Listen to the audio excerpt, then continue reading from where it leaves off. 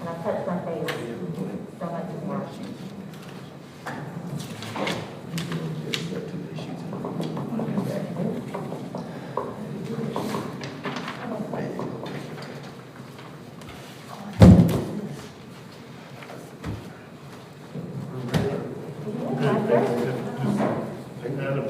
Are you ready, Mr. Adams? Awesome. All right, good evening. I'm going to call to order Hendry County School Board Tuesday, September 8th, regular board meeting. At this time, we can stand for the introduction and the pledge. Our Father, who art in heaven, hallowed be thy name. Thy kingdom come, thy will be done, on earth as it is in heaven. Give us this day our daily bread, and forgive us our trespasses, as we forgive those who trespass against us. Lead us not into temptation, but deliver us from evil. For thine is the kingdom, the power, and the glory forever. Amen.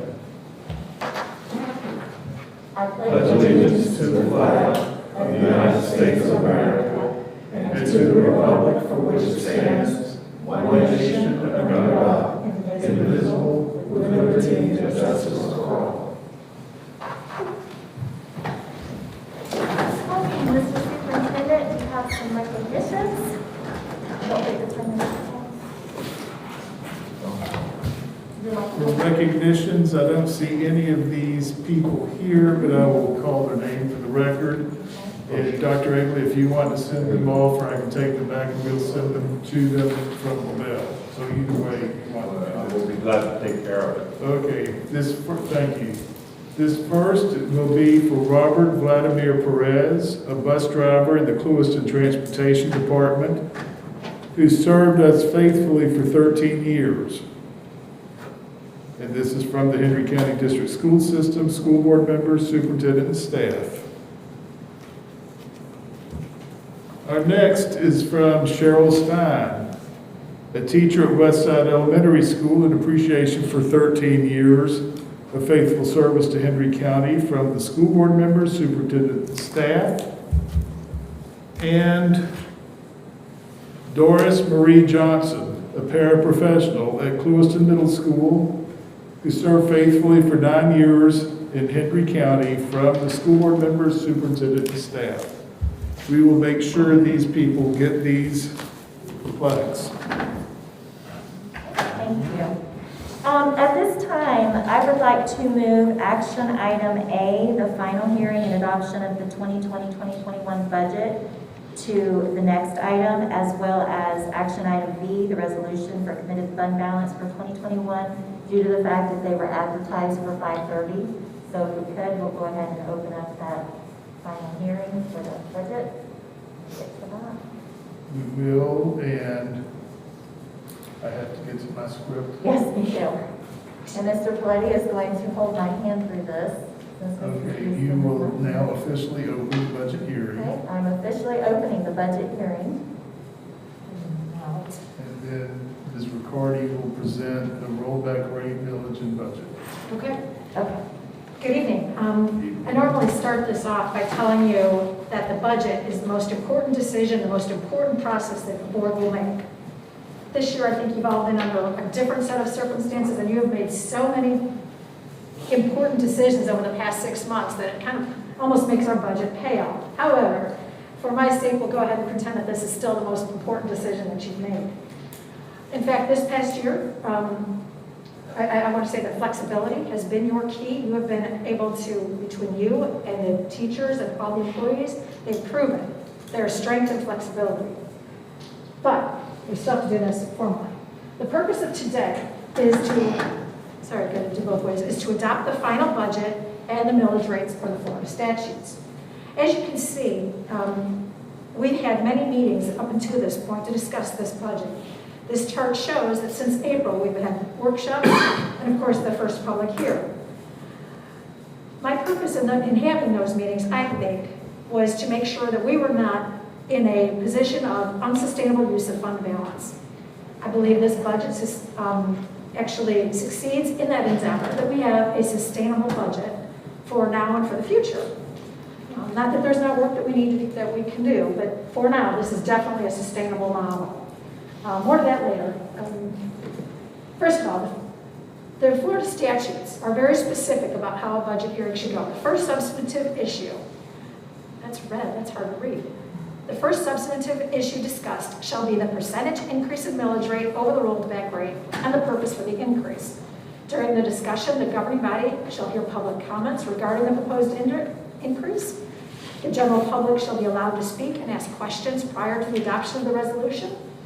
And we must adopt the millage rate prior to adopting the budget. That's all very key. I know you've heard that every year, but we also like to repeat it every year. What is the rollback rate? The rollback rate, we know this, is the ad valorem tax rate that will bring to the district the same amount of tax money as last year, excluding the value of new construction.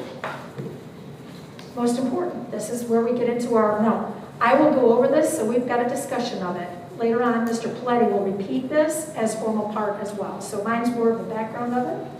And it may be easier for you to see on the screen as opposed to when he's repeating it. So anyway, the state rollback rate is 3.5254. The local rollback rate is 2.0867 for a total of 5.6121. And the total rollback rate increase is 5.09%. Now, this just tells you what your millage levies are. General operating millage levy is 3.650. Local basic discretionary millage rate is 0.748. Capital is 1.5 for a total millage rate of 5.898. And again, the increase over the rollback rate is 5.09. These rates are not determined by the board. These rates are given to you by the state of Florida. The general operating millage rate is given to you by the state of Florida. So you really didn't have much choice about that. I was going to ask you that. It is given to me. I don't have I've got nothing to say about it except for it was told to me by the state of Florida Department of Education. You do have a choice. You could not do it. Right. Which would be very irresponsible because then we give up all the state money and have to make it up on our own. Right, which wouldn't be smart. And thank you for reminding us of that's the penalty if you choose to not follow the state's directive when it comes to that. And finally, the last thing that I'm supposed to tell you is the increase in millage over the rollback rate, what its purpose is. First of all, we know that we needed to reduce the deficit, and we've done that. And we've also created a new program for the ongoing Chromebook replacement. The only thing I want to do next, am I on the right page? Okay. Hold on. Although the budget itself will be adopted in a little bit, I do want to make sure, this is straight out of this is a repeat of page 9 in your budget book if you wanted to follow along. But basically what this reminds you is to make sure that you've got a feeling of where your general fund balance is. You're starting the fiscal year with about $12.6 million. You're going to end the year with about $11.7 million, using about $967,000. Of that, we will have a committed fund balance of 5.297, and we will maintain the required per your policy 6% unassigned fund balance. So again, I think it's important that we relay that we are still where we now. Where were we last year? I think I've got this up here. I do. I want to make sure that we remember this is the budget that we brought forth to you last year. The exact slide. It's a copy paste of last year's slide. See how the committed was 1.766 versus where we are versus the real ending. So the year didn't end the way the budget predicted. The year ended much better, and we all knew that. So, like I said, we've gone over this enough, but I think it's important to be part of this presentation. Finally, let's see. What do we got?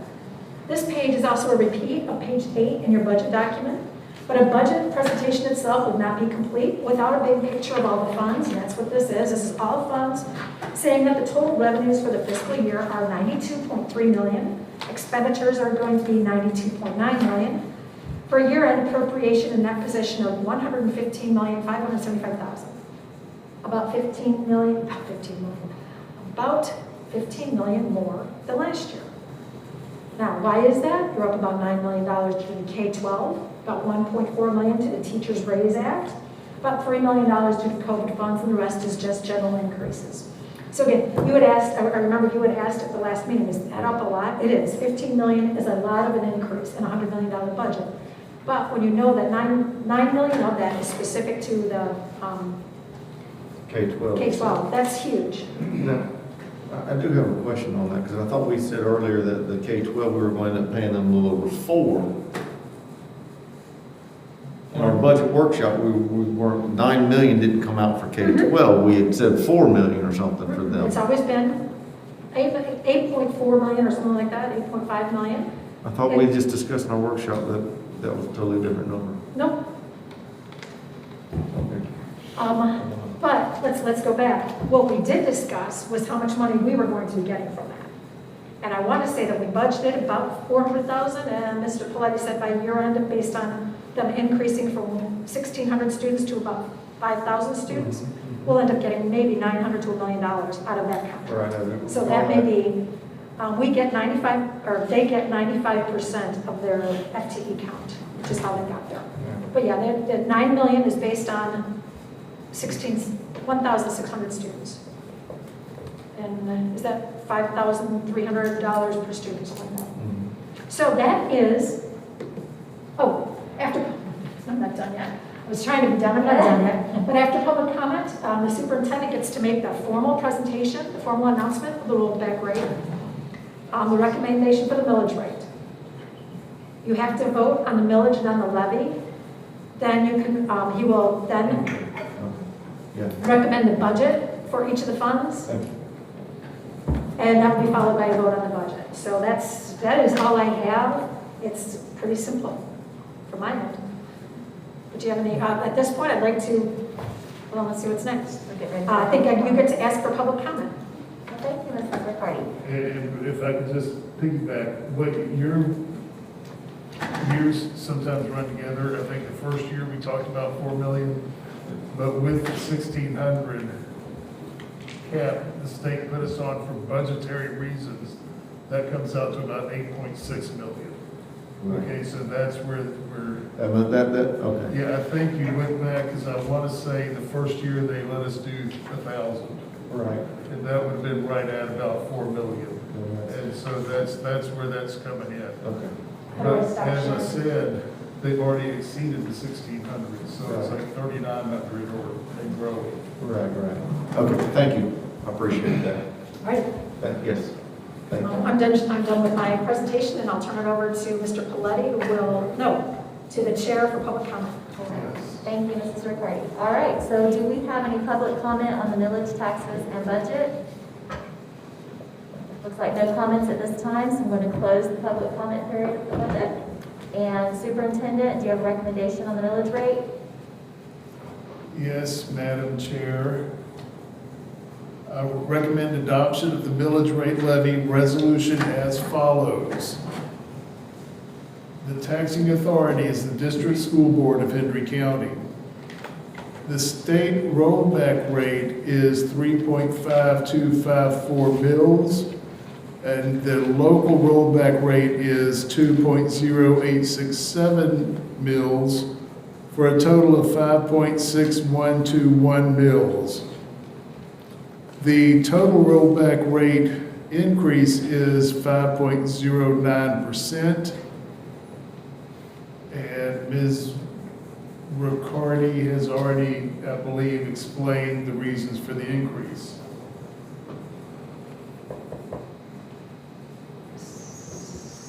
So at this point, I would recommend adoption of the millage levy as I've outlined. Do I have a motion for the 2020-21 millage levy? So move.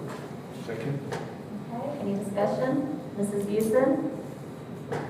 Is she on the Is she line? on? I thought I heard her voice. I'm here. I'm having a hard time hearing you, but I'm still here. I know, I'll talk loud. Do you have any discussion on the budget? Ma'am, can you repeat your question?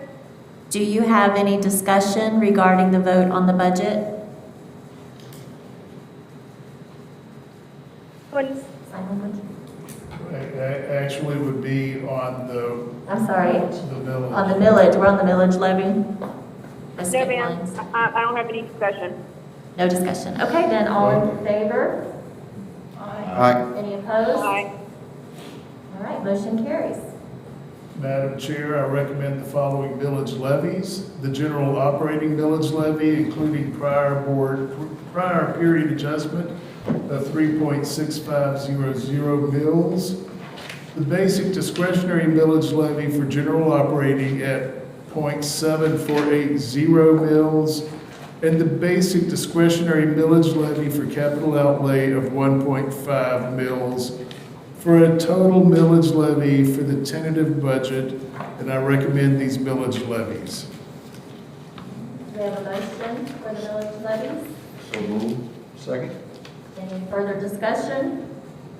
Just did this one. Okay. No discussion, all in favor? All right. Any Aye. opposed? Motion carries. It is accepted. Okay, Superintendent. Madam Chair, I recommend approval of the 2020-21 budget in the following amounts. Fund 1, General, $81,008,018. Fund 2, Debt Service, $3,357,181. Fund 3, Capital Projects, $5,919,469. Fund 4, Special Revenues, $20,852,541. Fund 7, Internal Service, $1,570,853. And Fund 8, Trust and Agency, $2,867,236, for a total budget of $115,575,298. Do I now have a motion for the 2020-21 budget? So moved. Second. Any discussion? Mrs. Busen, any discussion on the official budget? No, ma'am. I've made my concerns. I felt pretty transparent and just ready for the vote. Great, thank you. Okay, then all in favor, say aye. Aye. All right. Any opposed? Nay. Okay, so motion will carry with the 3 ayes and 1 nay, with Mrs. Busen dissenting. 4, I'm sorry, I'm counting my, 1, 2, 3, yes, 4, and then Mrs. Busen is our dissenter.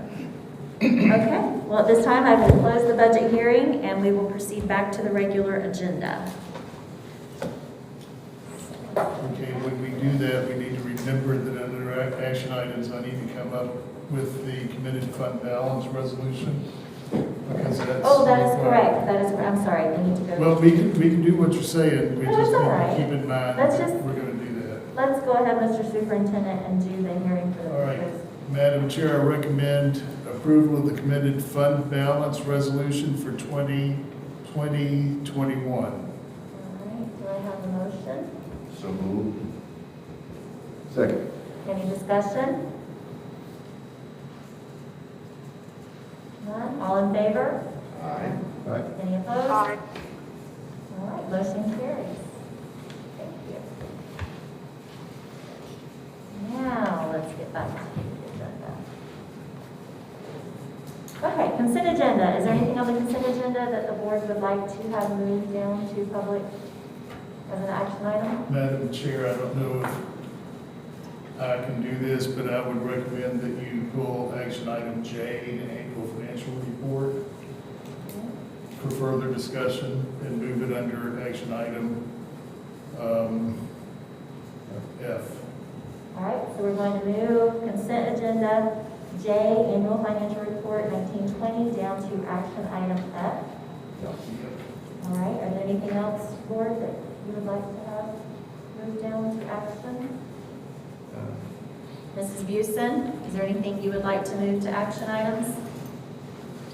I don't know so much as it requires a full action on it, but I would like to make ask a question. I don't know if you want to move it to an action item for me to answer or ask a question about the supplement list. I cannot The supplement list, she Let's just just has a move. question, do you want to move it down? and then we Yeah, I can- have a question in there. Okay. Move it down. So we're gonna move, Yeah, that's, a board member can do that, you know, they don't need a vote, the board member just does it. okay, so let's move, the consent agenda 2020-21 supplements down to action item G and G. Back to my kindergarten days. Anything else? Personnel. Personnel B. So consent item agenda B, personnel recommendations. We're going to move down to action items H. Anything else? Three, I think. We're good. Okay, so I need a motion on the consent. Oh, I need a recommendation, Mr. Flay. on the consent Madam agenda. Chair, with the remainder of the consent agenda, I recommend approval. Okay, do I have a motion? So moved. Awesome. Any further discussion? All in favor, say aye. Aye. Any opposed? Aye. Okay, motion carries. Consent agenda. All right, moving on down to action items. We've done A, we've done B, and now we're at the end for the proposed policy revisions. Yes, and remember, with this, you have to open the public hearing for the proposed policy revisions. I will open the hearing for the proposed policy revisions. Do I need to read all of the policies for record or? I'll do it by number.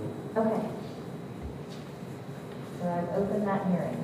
So we need public comment at this time? Do we have any public comment on the hearing for proposed policy revisions? None? All right, Mr. Superintendent, Okay. there's a bunch.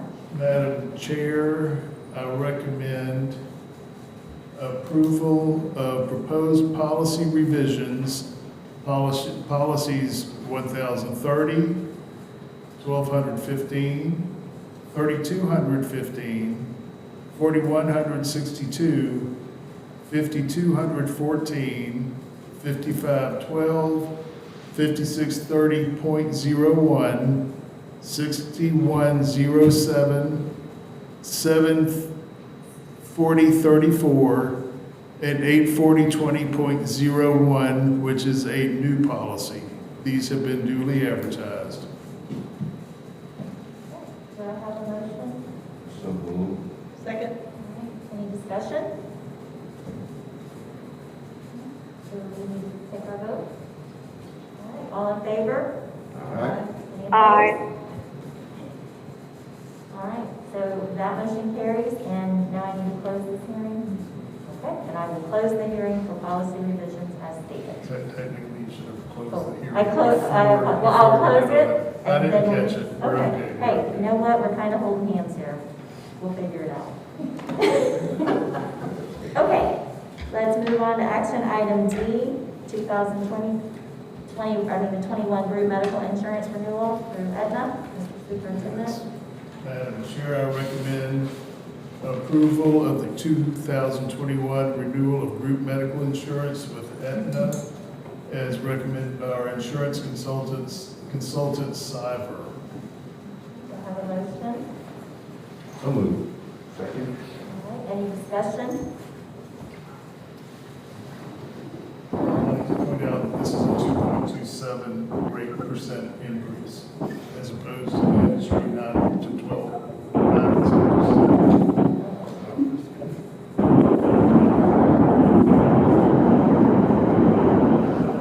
All in favor, say aye. Aye. Any opposed? Aye. Great, motion carries. All right, action item E, new personnel allocation request. Mr. Okay, this one is, I recommend approval, and I would like to discuss both of them. But I would recommend approval of the new allocation request. One for the state and regional literacy director, and two for the COVID liaison in the HR department. Okay, do I have a motion? So moved. All right, discussion?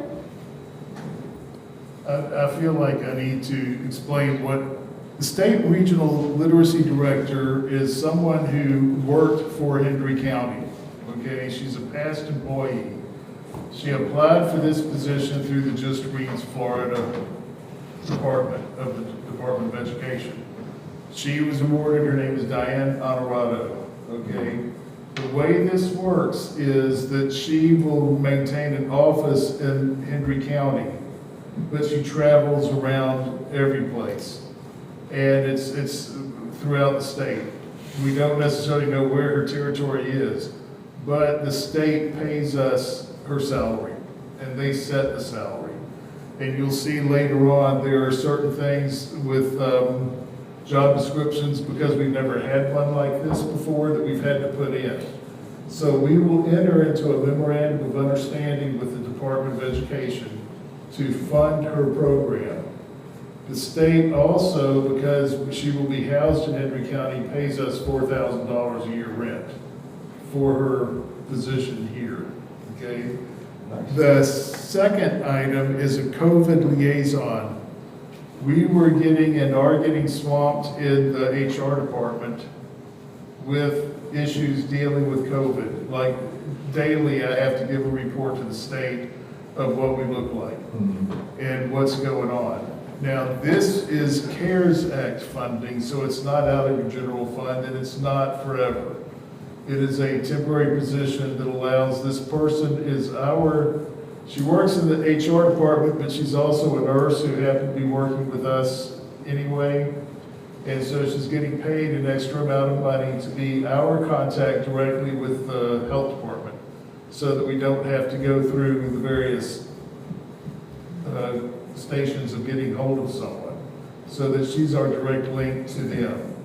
And it has worked very well. By 11 o'clock daily, I have the update of what our situation looks like. So far, we have had one student. Okay, so now, just because you haven't heard me talk in a while, okay, we have two sides. We have employee side, we have student side. We have currently 5 employees, 6 employees, corrected. We have had 3 positives. There are currently 6 who are still out, either because they had tested positive or they are quarantined. All right? We've had 1 student who reported to school last Monday and then was tested. Everything worked the way it was supposed to work. The student was isolated, parents came, tested, child tested positive, the contact tracing started, and the determination was made that only 1 student that the school had to be quarantined, and that was that child's sibling. Okay, so it worked the way it was supposed to do. This particular position that I'm talking about is helping us keep tabs on this situation. Now, I have no idea what the Labor Day weekend is going to bring. I'm just hopeful that we've had a very good opening and that it just continues. So if you have any questions about the State Regional Literacy Director or the COVID liaison in the HR department, now's the time. But I wanted to explain what those were before you just voted on them. Can I ask who this liaison is, or is that public knowledge, the name of the nurse? It's all right, I can ask you later. I know that she teaches gifted in Clewiston. Dr. Egley may know what her name is. Or she? Yes. Okay. Okay. And like, when you say temporary, are we talking weeks, months? No, I'm sorry, Mr. Paletti, it's Melissa Tomley. Melissa Tomlin. Oh, yes. Oh, okay. The other one was, I only know Ms. Voorhees. okay, Tomley. Thank you for the correction. Thank you. No worries. And Temporary, are we talking weeks, Weeks. months, or just? weeks, Okay. perhaps months, however long this goes on. But we're It covered. is not a permanent position. Okay. All right, any further discussion on that? All in favor? Okay, any- Aye. Sorry, Ms. Busen, you're delayed. Any opposed? Great, motion carries. All right, now help me out because my arrows are all construed. Are we on supplements now? Action item F, was that supplements or personnel? I believe Either one. Either one. Let's go with the supplements because I think that's where my arrows are. Supplements is G, Supplements is G, then it must be personnel recommendations B. personnel is H. Excuse me, it's the AFR. The Okay. the AFR was the first thing there. Thank you, Mrs. And there Thompson. was, and I'm gonna ask Ms. Riccardi to talk about this. The AFR, can you hear me, Mrs. Busen? Yes, sir. Okay, the AFR has to be submitted simultaneously with the budget. There are some corrections that need to be made in the AFR, and Ms. Riccardi will talk about those, and then we would also like to schedule a discussion about the AFR later. I know that doesn't make too much sense if we're asking you to approve it now and then explain it, but we want you to approve it with some of the corrections that Ms. Riccardi is going to talk to you about. So, okay. As Mr. Paletti indicated, the AFR and the budget must both be submitted and uploaded to the DOE by Friday, September 11th. So your approval is required. First of all, let's explain what an AFR is. The AFR, the Annual Financial Report, is not an audit. It is unaudited data that is submitted to the Department of Education by Florida school districts. It includes revenue detailed by types of revenue source and expenditures detailed by function, the purpose of expenditure, and the object, which is what the item was purchased. For an AFR, the big picture of the AFR is to show the financial condition of the entity as a whole, in this case, the school district. Entity-wide financials, though, they include all assets, such as facilities with depreciation, vehicles with depreciation, and all liabilities, such as pension liability, OPEB, and of course, debt. That's not how we generally look at our district. We're usually looking at it in the short term. We have little control over many of our long-term assets and our long-term liabilities. And although we do know we need to replace our assets, book value, which is what we'd see in an annual financial report, is not as meaningful as someone in facilities saying, we need a new vehicle, or it's time to replace a building. So that's, the numbers there they're definitely important, but they need to be tempered with our reality. I think our monthly reports are probably more enlightening, more helpful. However, year-end reports are a good time to reflect on what we have, what we owe, and what's around the corner. As for me, and I want to mention before I go into my corrections, a few notable items stick out. First of all is debt. Last year, as you don't remember, I was dinged bad because I did not include the lease purchase arrangements in the financials. Remember, you had the December 2018 lease purchase arrangement in the financials. Anyway, this year, of course, you won't be dinged for that because it didn't occur unless you issued debt without your CFO. I don't think you did that. Still, it's important to look at our debt because it appears to me that we have one certificate of participation, which will be paid in full in a couple of years, and we have one pari-mutuel bond, which has a $900,000 balloon payment due in 5 years. I have to research this further, but if we don't discuss our financials as a group, then this will slip, much like, unfortunately, that FP&L debt did, because we didn't talk about it. So you all obviously talked about it, but I didn't. So it's important to me that we share this information. Second, OPEB, other post-employment benefits, another one of the long-term liabilities, is something that's not fully in control, but we do have some control over it. The OPEB liability, and that's not going to be on the face of your financials, is $5.4 million. That is the cost of offering retired, and you have to do it, you have to offer the retired employees to participate in our insurance plans after retirement. OPEB can take an 8-hour meeting easily for everybody to understand. And I guarantee you I'm not the one to present something like that. I still fight with OPEB. I have to read it every time I do it. But I did look back to see that the OPEB liability just 5 years ago was only $2.3 million. At the time, the pension liability was $16.3 million.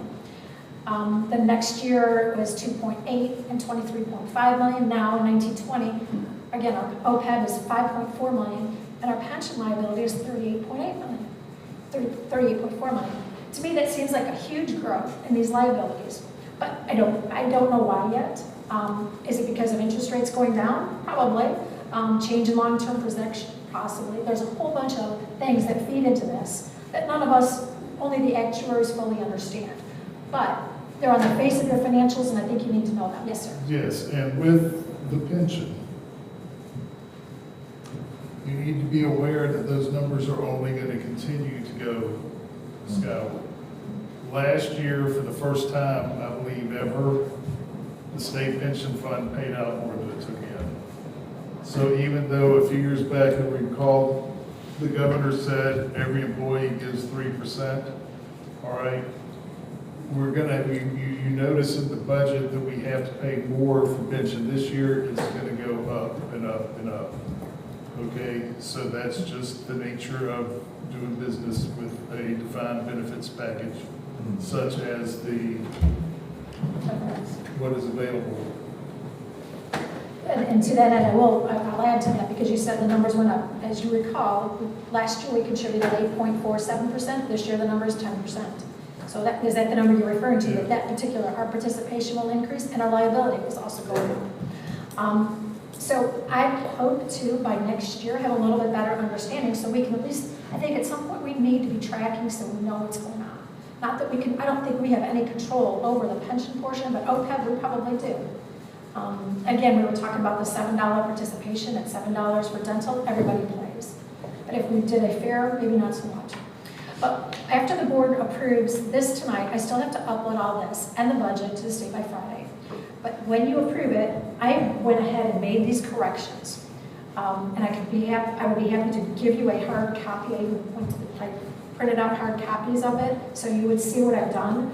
But it's pretty simple. Page 7, oh wait, this is huge.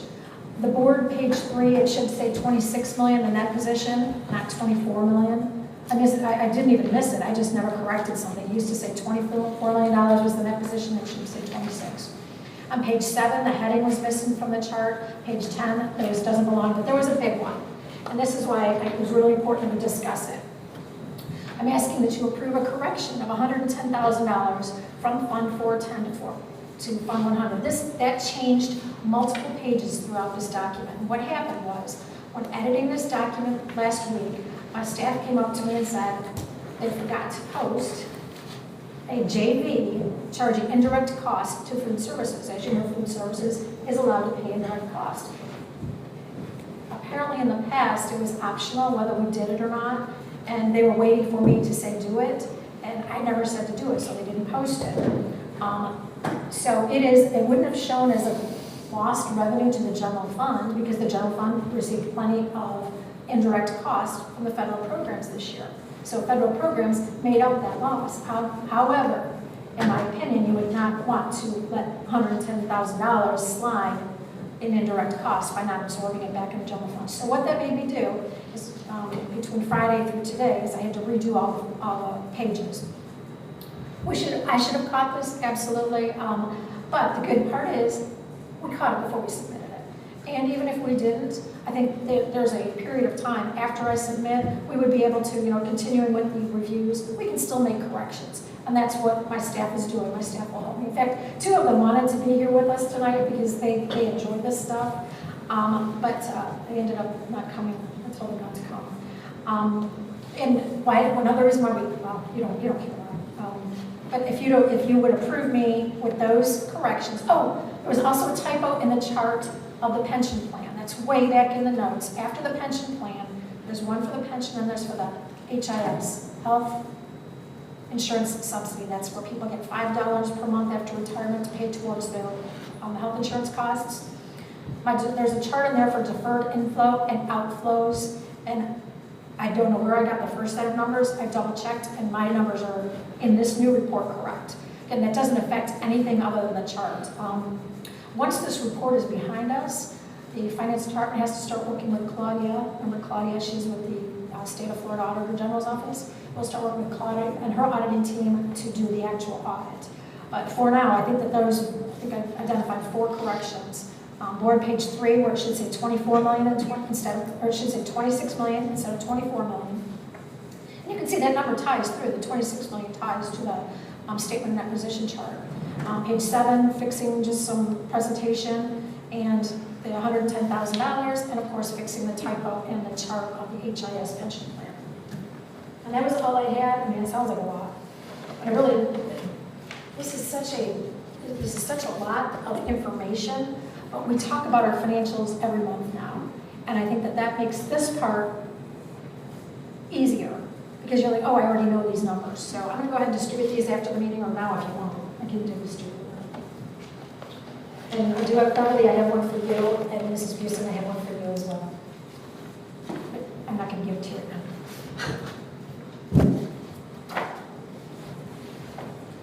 So that's all I have. I just appreciate y'all approving. Did I hear you correctly, that even if the board approves the AFR, there is still time, thank you, there is still time for them to make adjustments and corrections so that we could have this? You said, is this the discussion you were wanting to have? Do you want I have completed, this is everything that I know. And if you approve this right now with those 4 changes, this is good to go. Okay, but could it be amended later? Oh, sure. And the best time would be, obviously, if there's a number wrong, that could possibly be wrong, it ties to our. I think what we need to do, though, would be to put this back. I would recommend approval, but this needs to go back on the agenda just so that you can see and make any further corrections to it. Or questions, right? Or you have any other questions. That's fair. So is that your recommendation? That's my recommendation. Approve this, but we need to put it back on the agenda for the next meeting, the 22nd, and then go over this with any questions or comments that we want to make or corrections that need to be made. Okay. Do I have a motion? So moved. Second. Okay, any discussion? Yes. All right. I personally, I don't know how the rest of the board feels, but I do not feel comfortable approving something that is not 100% correct yet, and for some more discussion on the, I don't know why we couldn't file for an extension on this, and then let's make sure everything's correct before we have our discussions, whatever we need before we vote on this thing. Okay, I know for a fact the state will not authorize an extension on this period. We've had them before. No, last year they did not. Last year they did not approve. We have tried. Yeah. And you could say it's COVID related or anything, and they will not, they specifically told me they will not approve an extension on this, number one.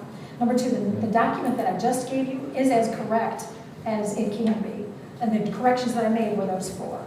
So that's, I have been as transparent as possible by giving you the document well in advance. But most importantly, when I found the errors, making sure you were aware of them. Which is why they'll allow amendments later or changes later. Okay, but it needs to be, Not to the end. the state has to look at your budget and then, okay, how did you do last year? Are you in line? And so that's basically the thing that they're looking for at this point. But if there is something that we need to clarify to the board or something that we see that is not correct, we can then come back and amend the AFR to show more accurately how it compares. So that's kind of the purpose of the AFR, is to see how you're doing, compare it to your budget. Are you all of a sudden out of line? The district may go crazy and start spending things in ways that it may not, or it may not need to, or it may go low.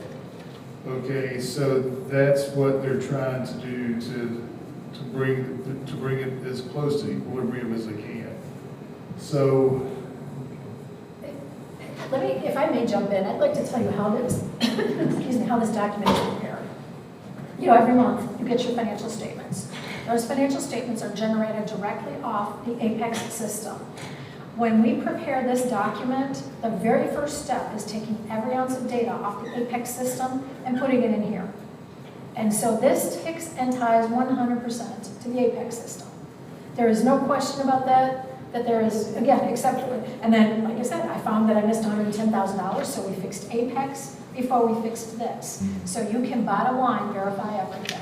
So to ask whether or not it's correct, we know that it's correct. And we know that, even more importantly, you have been tracking this month by month because of the financial reports. So again, that's where I keep focusing back on those monthly financial reports. I think those are bingo for you because you get the details on the types of expenditures every month, which is what the AFR is all about. Does that kind of, I'm trying to reassure you that this document, now, where could we be wrong? Well, the notes to the financials could possibly have, when I told you about the HIS, the health insurance subsidy, that doesn't link into the financials. That was something I manually typed in. So that was how that occurred, is when I manually typed something, when it's my own, that was how that occurred. But the numbers themselves will tie to your general ledger. Does that help it a little bit? I don't know, I'm just still uneasy, that's all, but I mean, Well, we'll take a vote, we'll see what happens Well, and I was gonna say, we and roll with it. We have to, I have to somehow or another make you all comfortable with this. Well, Because I can't. I understand, I just I don't like, I feel that like right now I'm kind of being told that regardless, my feet are held to the fire, it's gonna happen, and I don't like being told that. That's fair, that's fair. And that's, I mean, I'm just being honest, I don't like being told, you really don't have an option, this has to go today, and I don't like that. I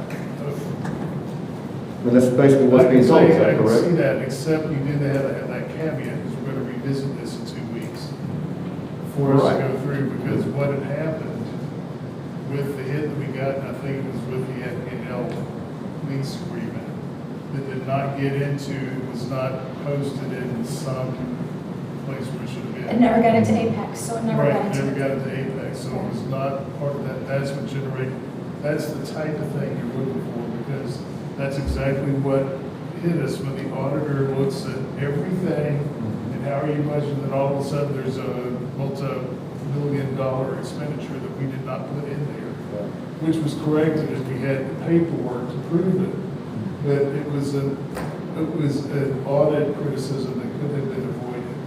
Right. So, yeah, it's not, I would feel somewhat with you, and that we would make efforts to, in the future, get the APR to you as soon as possible, but it sort of works sooner than we're doing. And it works in tandem. Right. So, while I would say I understand what you're feeling, and I would understand if you vote no and all that kind of thing, we are revisiting this to come back with some issues, because I think, when we have a full board present, there will be some questions that can be generated at that time also. So if we did not approve this tonight, what happens? Then we start getting a ding, and the phone calls start happening, where is your stuff? Right, Particularly, non-compliance is yeah, a we bad, make right, non-compliance. that's a definite non-compliance issue. So it I don't looks- think I could get away with it. And It that's- looks worse to be non-compliant than to say, oops, we need to go back and edit over. Oh my time. goodness, okay. And- and- Non-compliance means they send troops down here to see why Right. you're not compliant.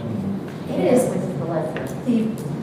When I came here, I was told that it is better to submit a wrong report than to miss the deadline.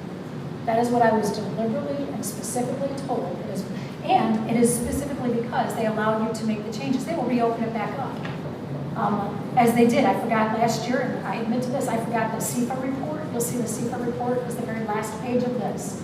CFA schedule of financial reports, CFA. I forgot to include that, so it was all without that. And they called me, and I said, well, I can't get into the system anymore. And they said, sure, we'll open it for you, and they opened it for me. So that's the type of thing that, yes, if you all, and when we're all done, if you allow me the privilege of uploading this by Friday, so we are literally, and really, the 348, which is the direct off our general ledger, so that is 100% accurate, I know that. I'd like to, one more thing, when we were talking about what was it called, the problem that we had last year with the FP&L. One of the things that what we had to address, how are we going to prevent that in the future? And clearly it is by having one set of bank accounts. That was an off-books bank account. It was never entered into our general ledger. We don't do that anymore. We immediately fixed that. Things like this, well, you wouldn't see it, but our dental fund was never reflected in the general ledger. We now monthly update it in our general ledger. So little things like that that we're able to do to make our general ledger easier to tie to this. If, I can say it like this, well, I will say it like this, not if I can. You are far better to submit and amend than to not submit at all, because then that is sending a red flag of you're in non-compliance, what's wrong in Hendry County. So while there may be changes that need to happen in this, I don't think you're gonna find changes that are so extraordinary that it's gonna throw us out.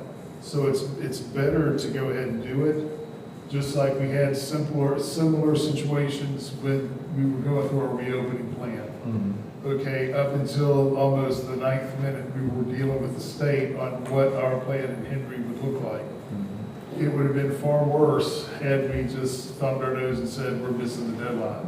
We made the deadline, and that gave us an opportunity to then proceed to go through and make the changes that let us do what we did. If we had not, then the state would have come in and said, Hendry County, here's what you're going to do. And you really don't want to lose control over the finance department, and that's sort of what you're monkeying with. I'm not saying you would, but it would cause scrutiny from the state that we don't really want. I'm not saying that we're sending a totally bogus document. Right. And, you know, in all fairness, you've had since Friday, which isn't a whole lot time to digest this. So that's why I'm suggesting you do this now, then revisit it in 2 weeks and make any adjustments at that time. We had that since Friday, and we just got this Yeah, 20 minutes ago. yeah. Well, it was gonna come to you today. Right. And so Correction. I pushed it up saying I gotta get it to them sooner than that. So we need to, you've at least had a chance to shudder over it, to look at it, to generate questions, and let's do that and then come back on the 22nd. Any further discussions on the superintendent's recommendation? Madam Chair, Yes, ma'am. I do have a comment to make, and that is, we received this AFR. We know when this AFR is due, and we received it on a Friday before a 3-day weekend. So there was nobody in finance in the office, and to not only receive it in the 11th hour before a holiday weekend, but for it to be inaccurate, you know, that's not all right. And you know, that's something that is out of, handling that is out of our purview as a board. But I'm saying, you know, to the superintendent, that is not how this should happen. And the board should not be backed up on a wall that we either get in trouble for not submitting it or submitting something that's inaccurate. And I just don't think that's acceptable, and that's not how I want to do business, and I don't think that doing business that way is in the best interest of Hendry County. And that concludes my statement. In a nutshell, she's concerned that basically we were not given this information soon enough throughout the budgeting process, and she does not like being held to the final hour. I get it, I got it. I mean, I agree. It is frustrating. But, you know, having heard that and understanding the concern, what is the best way to proceed? And that's what we have to do.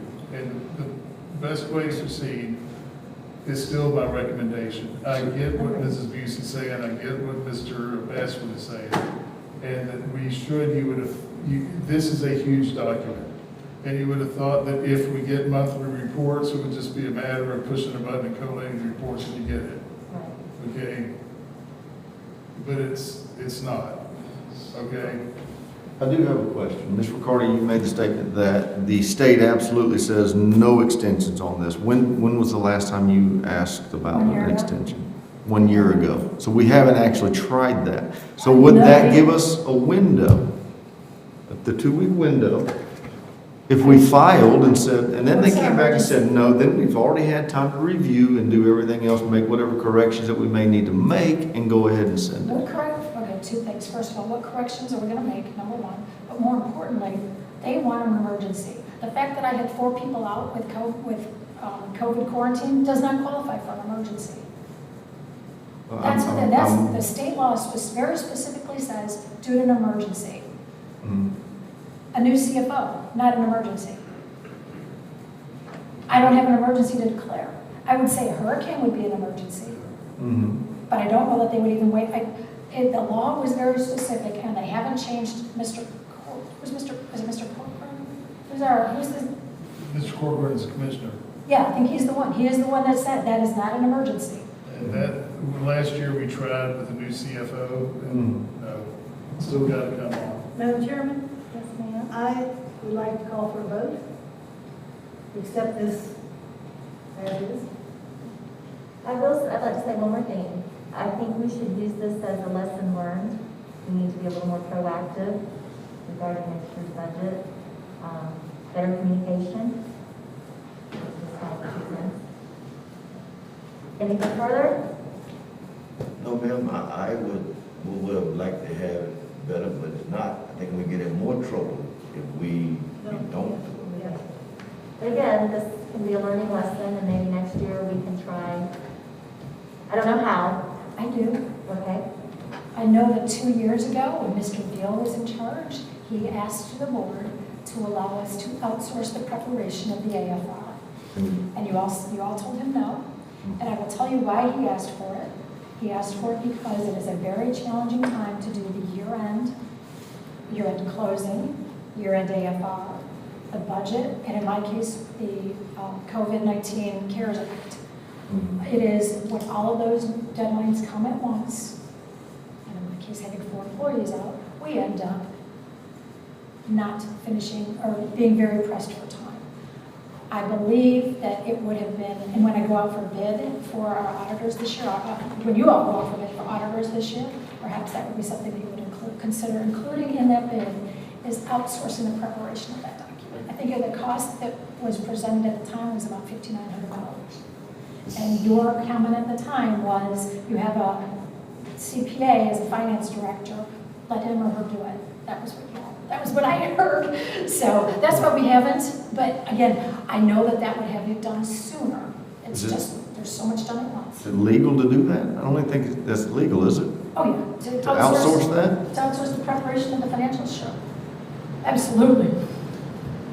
Yeah, we did say no, because I mean, if we're paying the CFO, I think that's their job. I think that's part of what they're supposed to be doing. Okay, again, I will tell you that this has been brought to you in the past because it is so hard to get everything done in that short period of time. And I'm not asking for it, I'm just saying if you would like a solution, that is a solution that's been discussed. Otherwise, we'll do it, we will continue to do better. And I do apologize, I can do nothing more than apologize and say I will do better. I had no idea how hard this document was.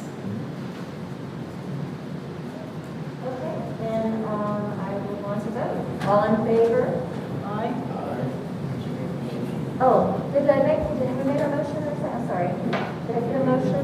Just Thompson? We were in discussion, so I'm Yes, I assuming we thought. got a motion. I think you did. I don't think you did. Yes, Thompson? ma'am, we did have, yes. Okay. Okay. Okay, thank you. Okay, so all in favor? Aye. Okay, any opposed? Nay. Okay, Okay, so we have 3 yay ayes and 2 opposed with Basquin and Newsom dissenting. All right, so you said action item G is the 2020-21 supplement. G is supplement, that's correct, yes, I ma'am. have motions, I have errors everywhere. Okay, Mr. Superintendent, you have a recommendation on supplement? Recommend approval of the 2020-21 supplements. All right, we have any discussion? Oh, I'm sorry, do I have a motion? So moved. Second. Okay, now do we have any discussion? Yes, Madam Chair, I noticed on the supplement where there's a spot for it, but there was no dollar figures tied to anything in any of the supplements. You know what, that's an oversight, we had talked about that, and Yes. that's an oversight. We can bring that back. Yeah, I'd just like to see a dollar amount tied to every one of those. And you'll see that I signed off on every single one of them, and did Yes. not catch that. Yeah, if we can bring that We back. talked about that you would be presented the supplement list with the cost. And I can't say anything except I didn't catch it, and I've got one right there that I signed everything.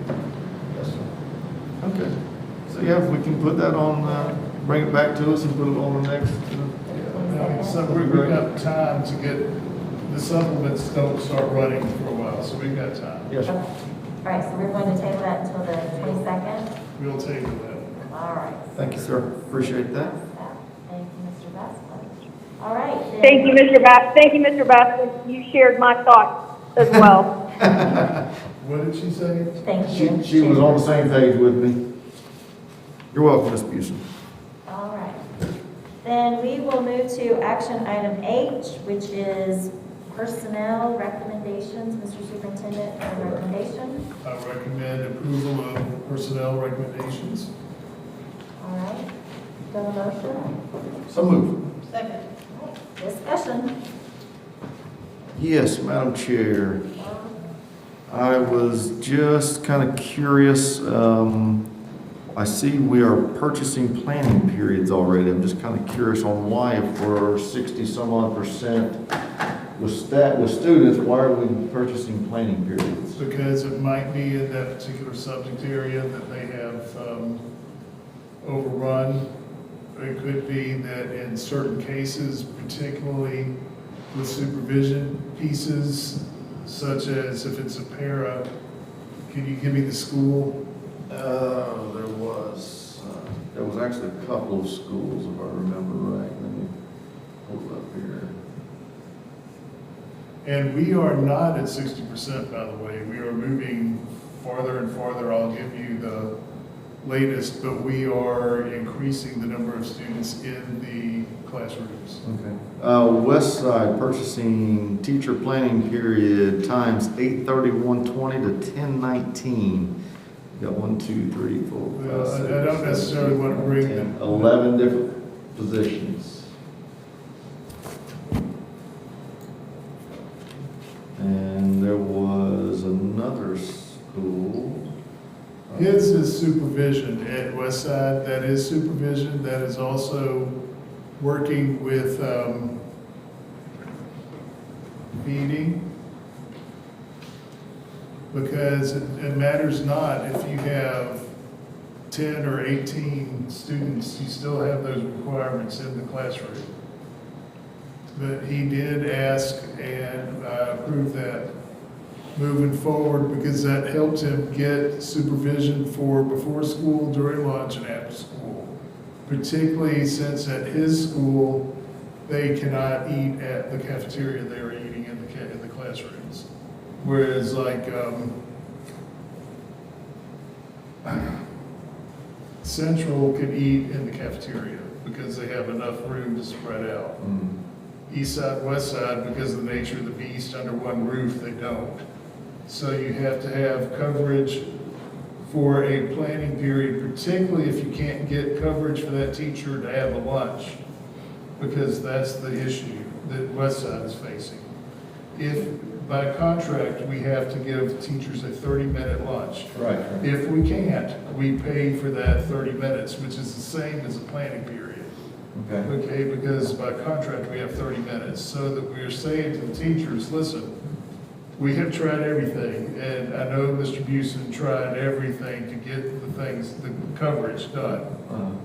And it's, his issue would be that his teachers are staying in the classroom during this time to eat lunch with their children, with their students that are not getting the duty-free lunch. So he has only 11 of them that have to do it that way. Yeah. And That's one of those issues that we had worked out with HCEA as we were going through this whole plan of, okay, some things are gonna be tough. Yeah. Can we do it this way? And they agreed to do it this way. Okay, and I think LaBelle High School was also doing some planning periods there. LaBelle High School is, if you have the Singleton class, and a Singleton is a class that's like only offered once, Okay. okay? You may have exceeded the limits, and the LaBelle High School has very high attendance. They're not in the 60% range. Higher than that? Pardon? They're higher than that? Yeah. Most I of our can speak a schools- little bit to LaBelle High School, if I may. Say what? Is that Dr. Staley? But I can speak a little bit to LaBelle High School. Yeah, Okay. Would you please? Part of their deal for LaBelle High School is the gifted. I know we had to pay an extra planning period so that the gifted students could get a consult teacher. And some of it has been ESE, like adaptive PE, where we've had to have that type of singleton. There's probably 7 LaBelle High schools that are paid for out of the ESE general fund. Thank you, Dr. Staley. He said LaBelle High School attendance is higher than 60%. oh yeah. And then what she has is an issue where she might have to pay a teacher to provide the consult Okay. for the students, so she's paying for it out of her fund. But there are going to be other instances that happen when you have the Singleton class that hits capacity. And because of the nature of it, they either have chosen, you can't compel people to go offline or stay in brick and mortar, and they're, particularly for the higher levels, are coming in, and there might have to be a split of some sort to accommodate more students. But she's talking about an ESE issue, I'm talking about the Singleton, those people who want to take trigonometry, for Right. example, okay? So we're paying that teacher to actually teach that, to teach on their planning period, to teach that class, so that we can break up the student count. Essentially, we're paying them to plan at home, Right. okay, so that your planning time is at home. So then they can teach that class twice, when they would be on planning period, they're teaching. Right. And then they do their planning on their own time. Even if it's, Mr. Bashwood, even if it's 1 or 2, once you cross that Rubicon and that threshold with that teacher, they're saying, where is my planning time?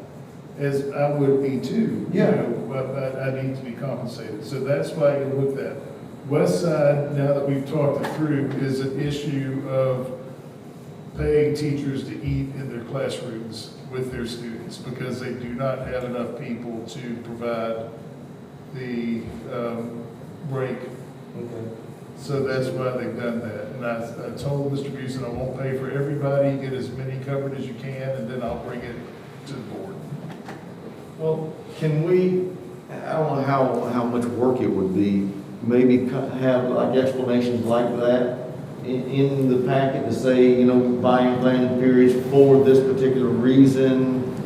Kind of give us a little bit of a window into what we're looking at, and that would save us a little time with this discussion. I can halt the requests that the HR department have to provide an explanation. That would be, Yes. so that way we don't tie you up with me asking 10,000 questions in the meeting. I don't know if Mr. Seeley's, is that turkey there? Yes. So I will get with Mr. Seeley tomorrow and we will halt any request for extended pay until we get there is a form that comes through. Okay. And the person will say, I need to buy some planning period, and they give a reason. No reason. We know it, you don't know it. Right, Okay, right. So, yeah, we can do that. Okay, yeah, I appreciate that. That way we know what we're looking at and Okay. save the questions. Okay. Any further discussion? Mrs. Busen, did you have anything? No, ma'am. Okay.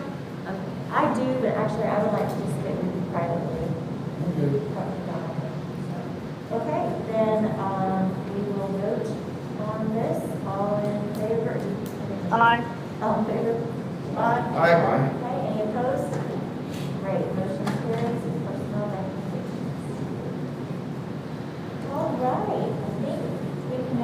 on to board member business, correct?